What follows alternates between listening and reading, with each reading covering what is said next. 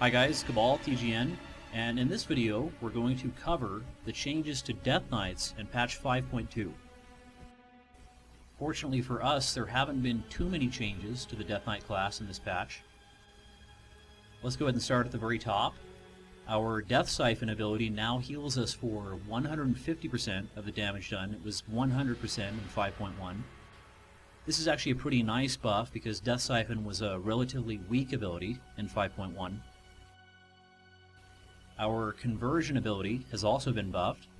It now costs half as much runic power to cast and half as much runic power per second to maintain. They also buffed our bloodworms. They now have twice as much health and they heal us for 3 times as much, so this will improve our survivability. And they cut the cooldowns of Strangulate and Asphyxiate in half.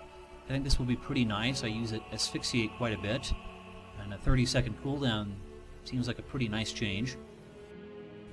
In this patch they also made changes specific to our Unholy spec. Let's go ahead and cover those. They modified our passive Reaping talent. If you recall, the way that Reaping works is anytime you cast Festering Strike, it will transform the runes spent into death runes. Well, in patch 5.2, this effect is also applied to our Icy Touch. So if you notice when I cast Icy Touch, that it converted the Frost rune into a death rune.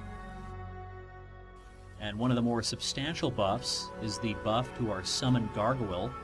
It used to cost 60 runic power in 5.1. Now it's runic power free. I did a little bit of testing on target dummies between 5.1 and 5.2 because I wanted to see how beneficial the new Summon Gargoyle talent was. And it really does simplify the single target rotation because you don't have to spend a bunch of time building up runic power to cast Summon Gargoyle. And based on the results of my experimentation on target dummies, my DPS was consistently higher in 5.2. They also buffed Gargoyle Strike. It now also deals shadow damage in addition to nature damage. And last, they buffed our passive Evan Plaguebringer talent. It now causes our Plague Strike to additionally apply Frost Fever.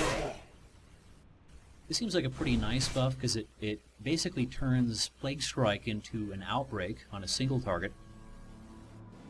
So overall, I would say that this is a pretty nice patch for Unholy Death Knights. And that wraps up this video. Thanks for watching.